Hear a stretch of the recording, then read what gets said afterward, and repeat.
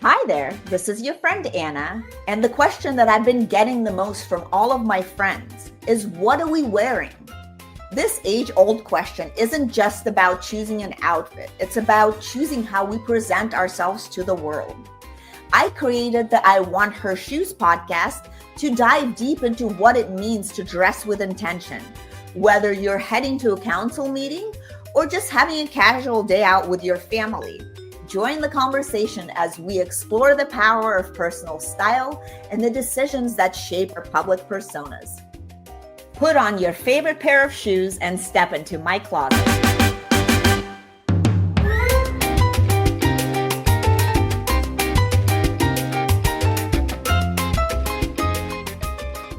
Welcome back to the I Want Her Shoes podcast. I'm your host, Anna Annison, and one of my favorite parts of this podcast happens before we even start recording. A guest walks into my closet, we sit down. I usually ask them to tell me about the shoes that they brought. And sometimes they're designer, sometimes they're very worn in, sometimes they're beautiful, sometimes they're completely unexpected. But almost every time there is an amazing story.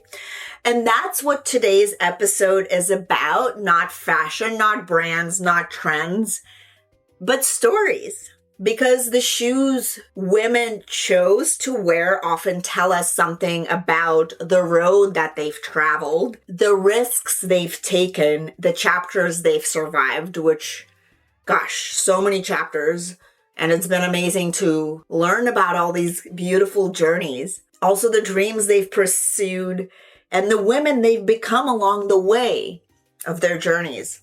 And today, we're going to be revisiting some of the most memorable shoe stories we've heard on the I Want Her Shoes podcast in the last 75 episodes, or actually almost 80 episodes, and stories about ambition, reinvention, healing, leadership, confidence, and finding your place in the world. And before we dive in, I wanted to share a story about one of my favorite shoes. I actually had to get this pair of Jimmy Choos twice because I ruined the first pair. But this pair is really special to me. And these, for you who are not watching, these are wedges and they're leopard print and they're made out of cork in the back and they have like a gold Jimmy Choo's imprint on top. And the reason why these are so special, as you can see, they're like falling apart already. Even this, the thing about living in Miami, let me tell you, like shoes are, you got to keep, even I keep my clothes, like it's like probably like 70 in here. It's really cold, but still shoes do not keep that well. So you really have to make sure to take care of them, to take care of the leather. But anyways, these are very important to me because these were the first designer shoes that I bought for myself in New York. And I was so excited. I took a picture of myself and stuff and the cork started falling apart at the other ones. I bought them. I found another pair on Poshmark. So, but yeah, that's why it was so special to me because I bought these myself. I was very proud of myself and first designer pair of shoes for me because I was such a junkie of Sex and the City and all that stuff. But anyways, let's begin with the stories of the ladies. The first episode that we're going to share is episode number 8, and that was Svetlana, whose shoes weren't just beautiful, they represented a global journey through luxury business and reinvention. And here's the story behind the shoes she brought, which was quite remarkable. Check it out. If there is a special story about these Pradas that look like they've been loved. They've been loved, like they've been worn. Yeah, but that's awesome. That's love. Yeah. They've been worn, they've been loved. They've seen so many things, this Pradas. and they're still here with me. It's my favorite pair of shoes, which I acquired while I worked for the brands back in around, I would say, 20... In San Francisco, right? Yes. We were there. We're actually in San Francisco at the same time. We didn't know each other. No, we didn't know each other. No. We were both in that fabulous, beautiful city. Yeah. And I got this pair of shoes just because I love the shape of the heel. Yeah, and it's timeless. It's called the banana heel. I love the unique shape of the heel, but it's still easy to wear. I feel like it's such a timeless thing. The banana Yeah, and heel is it's something Prada came up with many, many years ago. And of course, they've been reintroducing that shape in many different collections. That's actually the commercial version of the runway shoe they had. It's a very comfortable, like an open toe shoe, black suede. So the versatility of the shoe is incredible. The comfort is incredible. But I do have a somewhat of a funny, embarrassing story about the shoe. I was buying a coffee in the cafe in Neiman Marcus, right in the heart of San Francisco, and I was carrying my coffee, and I was walking down the stairs in those heels. As I was walking down the stairs, both heels broke. Oh my God. At the same time. Like, that cafe was pretty full. There were a lot of people around, a lot of people who knew me. So it was not really the best time for that to happen. I remember all I was thinking about at that moment, that I need to make sure I don't spill my coffee on my Prada dress Oh my God. I was wearing. And I have to fall in the most gracious way possible. I actually did not spill my coffee. I somehow landed on my knees. Oh my God. Still With holding the coffee. Holy the cup full of coffee, which I just bought. So I got right. up, I pulled my shoes, I took them from the floor, and I Look walked how out graceful you are. without saying a word. I think that epic fall kind of represents life situations. Yeah, you too. just get up and try You just again. get up and you get up and you overcome the best way you possibly can. Love and it. you keep going forward. Well, Yeah. cheers to that. Cheers to that. Sometimes shoes remind us where we've been. Other times they remind us of who we are becoming. Our next guest shared a story about showing up with intention and confidence. And this is from episode 18. And I love this story. And Catherine's shoes carried such an amazing presence, communication, and learning how to own your own voice. Let's check out this story. They are an inherited gift.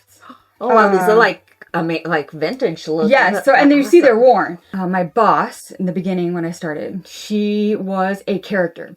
She had 5 husbands, married for love, lust, spirit, Yes, like girl. everything. She had, yes, she was a queen. She was a little older, but she was a powerhouse. 1 year after working together, she comes into my office and she says, I can't wear heels anymore. They're yours. And she puts them on my desk and she walks away. Oh my gosh. So for those of you who are not watching on YouTube, we have like a beautiful pair of Chanel pumps. They're closed-toed and they're like the classic ones. They're the that are classic. all black and they have the little Super Chanel classic. logos in the back of the heel. Yeah, Very beautiful. they do. It says made in Italy. That does. means it's very because they took the production to Yeah, France. yeah. Have you worn them since? I have worn them a ton. They are the classic Chanel. I mean, they are OGs. I don't even know where she got them in one of her many trips across the world seeking out different men. She was just a character. There was pilots and pastors and all the fun Oh my things. lord. Oh gosh, That's a great life. She was, yes, but she married for herself. She took ownership of that life. When she handed these to me, and it was such a kind of impactful thing where she said, you're kind of taking my shoes and go walk in my shoes next. And she actually left not soon after that. Oh wow. I assumed her role. So I feel it was almost symbolic as well. Some shoes even carry us through celebration, and others carry us through healing, and some become symbols of an entirely new chapter. But before we get to Mindy, I want to take a moment to thank our friends at AI Loves Data for supporting this episode. And if you are in New York on December 11th, they're hosting a very special event focused on agentic AI and finance and banking at S&P Global headquarters, right in the financial district. And if you are interested in anything that has to do with AI, finance, banking, or insurance, this is the event to be at. Visit ailovesdata.com/New York. If you want a discount, use I want her shoes, all capital, to get 25% off your registration. Again, it's I want her shoes, all caps, to receive 25% off your registration. Dr. Mindy's story reminds us that confidence often comes after the hardest season of life. Here's the story behind the sexy shoes she brought. Beautiful. They say sex. Of course they do. Okay, guys? Look at this. These are Louboutins and red bottoms, and they're just like a classic pump. that says sex because Dr. Mindy, this is the purpose to tell us the story. I felt that you asked to bring a pair of shoes that kind of sent a message. And, well, I think in my industry too, is it was hard for me to fight stigma. What I'm really trying to do through my sponsorships, through my writing, through just my practice is know that there is a place where you can talk and learn about sex, and know that, like, everybody is having it and struggling with it, you know, maybe not having it, you know, like scared to have it, everything. Right? So at first I was a little scared to wear these shoes. Like, I'm telling you, the stigma can be real. You even as a yes. sexologist? So I only wore them to work events. I don't know if they're work appropriate, but when you're a sexologist, I guess they're work appropriate. And then eventually I was like, you know what, I'm just going to wear them out. And I think it took a little bit of guts to wear them out. But I feel like you have to kind of, you're not even sure what it says at first, right? So yeah, exactly. You have to really look at your feet. So people that are looking, they're interested in feet and sex, probably. Where did you get them? Did you just buy, like, come across them? I got them at the store. Perfect. I think you have to go see those in person and be like, yes, like, I need those. I didn't even know they existed. Yeah. Then I was like, I guess I gotta have them. There are women who quietly follow the path, and there are women who decide to create their own. And our next guest has never been afraid to do exactly that. Adriana's shoes tell the story of resilience, determination, and staying true to yourself even when the odds are stacked against you. Let's check out a clip from episode 40, Stubborn as Fuck. And I'm sure these beautiful shoes as well made you feel better and keep going. Them. So let's talk about the story behind these. And these are, for those of you who are not watching on YouTube, these are Louboutins, and they're like really like the highest. Yeah, I don't even have anything this high, but they're a little one. I'm 5'2". Yeah, so, but these are beautiful, and they just look like they're barely worn. Tell the story behind these. Not surprisingly, I was more concerned about what shoes I was going to wear when we got married than my dress or like my hair, anything. And I randomly spotted these, and Eric is now known for this. If I spot something, I can mention something and be like, oh my gosh, those are the cutest silver sandals. And he takes like mental notes, and all of a sudden a year later, I'll get those as a gift, right? Well, I was walking good through, man. Very good man. Yes. I was walking through somewhere and was like, I want shoes that look like that. And so I started searching online, and I found these. They were sold out everywhere. And we got married, I want to say 12 or 14 months after we got engaged. And he called Louboutin in Italy and was like, these are the shoes I need. This is the size I need. And he actually ordered 3 sizes because as you know, some of them fit a little bit differently. Yeah. So he ordered 37, 37 and a half, and 38, all 3 pairs, had them shipped, and then gave me all 3 pairs and was like, whichever one fits, you keep, and we'll send the other 2 back. And I was like, how did you even remember these, much less find them? So cool. And he's like, no, I knew that if that was what you wanted, that's what you were going to get married. That's what you were going to have. One thing I've learned from these conversations is that purpose leaves clues. And sometimes those clues show up in the most unexpected places, like a pair of shoes. The next episode actually is one of my favorite stories from Sandra. And Sandra's shoes reflect a journey built on leadership, impact, and purpose. And this is like such a fun story. So check it out. I would love to hear about these beautiful shoes. And for those of you who are not watching this, these are Rupert Sanderson. And these are like, how would you describe them? They're almost like very like Asian inspired, right? It is embroidered if you... Yeah, that's why I thought it kind of has like a suit. They look like sushi. They look like sushi. Never thought of it. I got these in I had to research, 2012. And I tried to Google them. I tried to find them, and I couldn't. That's why that makes them so special. So I think they're part of a special collection, but I will tell you the story. 2012, I was a publisher, Quebec at the time. And every year, the 51 or 52 editions worldwide would bring us to an annual conference. And that year, they brought us to Dubai. they had all these activities planned and, like champagne in the desert and things like that. You never really knew where you were going. They brought us in a bus and then they bring us to the Dubai Mall. It's like the coolest mall in the world. It was the biggest mall in the world, 96 million square feet. Whoa. And they had a shoe section. So they sat us down. 52 worldwide editions, editor-in-chief and publishers. 100 women are sitting down and we're all like, oh, they're going to tell us about the history of the mall, the history of the shoe, like the store. So, they give us champagne, like this usual stuff. Use champagne. We're sitting there, like some people have notepads ready to take notes. And then they're like, all right, so choose a shoe. And then as soon as they say that, like, hell breaks loose. Oh my God. No, my God. hell breaks loose. loose. Imagine 100 women going. About 100 women. Like, hell breaks loose. Like, and then everything goes crazy. Then you see, like, everyone runs up. And this place is, like, magical. Like, you see shoes that were in cages, like a museum, right? Like, you see gold cages. It was gold everywhere. Everyone puts down their drink. People are running everywhere. But then you have a big decision, right? The big decision is, okay, do you choose a shoe that you're going to wear every day?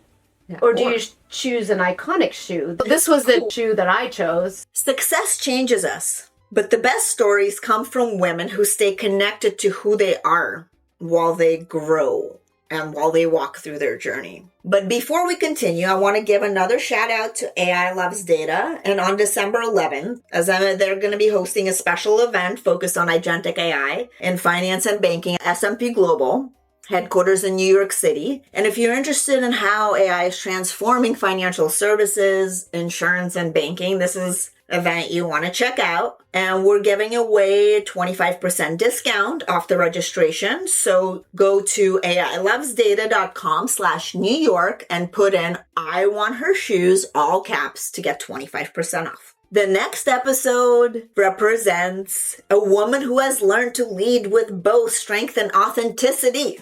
So let's jump into episode 53 with Angela Solk, Power Platforms and Playing to Win. Alexandra McQueen, Swarovski Crystal. These were my very first, I'm going to spend the most ridiculous amount of money. I know, I feel like, by the way, like some of my shoes, they would like fit into this collection, right? For so, sure. Like, oh my God, another I feel like you have Alexandra McQueen collection. So you know what's interesting? When I first started buying expensive shoes, they were like Jimmy Choo's and Louboutins. And as I've gotten older, I've realized they're not maybe the most comfortable ones. No, exactly. Yeah. I don't love either of those as much as I love some of my other ones. So, like I said, like everything's kind of boring on my clothing side. But then, God, these are Gucci, silver Gucci ones. Oh my God, these are so cute. I love these. Oh my gosh. I mean, to the point where like the women in Gucci Garden in Florence like text me when they have things and say, do you need anything? So, we do need things. We always need things. Like you can never say you don't need anything. I know. Like, exactly. I mean, that's kind of. These are my most recent purchase. Oh, these are also Gucci, and these are like the new collection. Oh my God, so nice! And I like how the logo. They changed the logo into like this kind of. I know. This is kind of new. It's never been like this, right? This is they're new. Yeah. They're new. Another McQueen. Oh my gosh, how many versions? Like, so these are another versions of the one and the ones Angela's wearing. They're like the stud, but they're green. But these are oh my God! And amazing. What size are you? Really little? Oh my 35. God. Yes, I really do believe that your shoes kind of say something about you. You're going to ask the question, heels or sneakers? Well, it's very obvious where my answer is on that right now. Well, but you wore heels before. Do you ever put them on? Or I do. And then I walk around in them in my house and go, oh my God, the fact that I used to wear these for 8 to 10 hours a day. But the funny thing is that I work for a management consulting firm. So the day before I'm starting the job, I get a phone call from them saying, hey, we're going to take your headshots tomorrow. We need you to be in a nice conservative suit. I'm in New York already. I'm in the apartment in New York and I don't have any of that. Call my husband. I'm like, oh my God, what am I going to do? I have to go buy something because I don't have anything to go take headshots with. So I go to Zadig and from the front, it's a very conservative, nice blazer over a white shirt. We're good to go. So they take the headshots. We're good to go. And I start to walk away. And the back of it is the crystal skull. All down the back of it. I love it. Yes. And so he's like, whoa, wait a second. He goes, what is that? I go, this is who you asked me to be. And then I turned around and I said, but this is who I am. I've been there now for just over 2 years. And I feel like I have single-handedly changed the culture of what people wear to the office. Good for you. Congratulations. And somebody That's said to me, they were like, "You're going in to meet with the CEO in sneakers?" I go, "Absolutely." Yes. I said, "Why should I change who I am?" Yeah, you should not. And when I walked in, he was like the kicks. And I was like, "See? We've now had a conversation, and he's going to remember I'm the person that walked in with flashy kicks." Yes. So take a note of that, ladies. Right? Do something different. Do something different. Style is very often misunderstood, and it's not about what you're actually wearing, it's about what you're saying without actually speaking. And no one understands that better than our next guest. And Amy's story reminds us that style is really about identity. And sometimes the shoes tell the story better than words could ever. Talk about my Talk about your shoes. That look a and little beaten up. They look amazing, though. They look like they have an amazing story. So let's go. These are, so for people that are not watching, can you describe them as a stylist? I love doing this. They are a gold caged ankle booty high heel. So they are a sandal. That's what that's called. Yeah. I love that. I didn't know that. Yes, they are open. So they look like a booty, but they're open toe, and caged means they're all open throughout the entire shoe. But they are a beautiful gold. They're a pump, but they're a walkable pump, I might say, because me and my old feet are not a fan of anything high-heeled, realistically. But these still reside in my world because, well, A, they're fabulous. And I do love to be extra fabulous every now and then. And they go with everything. And they go with everything. They're about to go out to dinner with me tonight. Hey, girls. Hello, they're going to make this outfit better. They have a very special story behind them. So maybe 10 years ago, I was on one of my many reality shows. That's embarrassing and also hilarious at the same time. I was on $1 Million Shoppers, which was a show that aired right before Project Runway on Lifetime about high-end personal shoppers. I was told by the production company, you're doing press in the morning. So, okay, I got to wear a certain outfit, going to do press. And then middle of the day, I'm out doing my real job at Bloomingdale's, running around shopping for a client. And they're like, we need you to go to a red carpet tonight. And I'm like, what? I'm like, I'm at work, like in cool sneakers. Let's be clear. Of course. Running around and I'm like, red carpet ready. And I'm like, all right, I'm in a store. I can make this work. I didn't look at price tags for dresses because I knew I was only going to wear it on the red carpet. I will fully admit this. So it was fabulous. It was leather on the top with like tutu on the bottom. It was Alice and Olivia, and I was like insane about it. The shoes I knew were going to be mine forever. I had to buy this very quickly. I do not promote emergency shopping. That's such a no-no. It's such a no-no in my world because you buy things you don't really love. But obviously I do this a lot, so I have the skills to do this.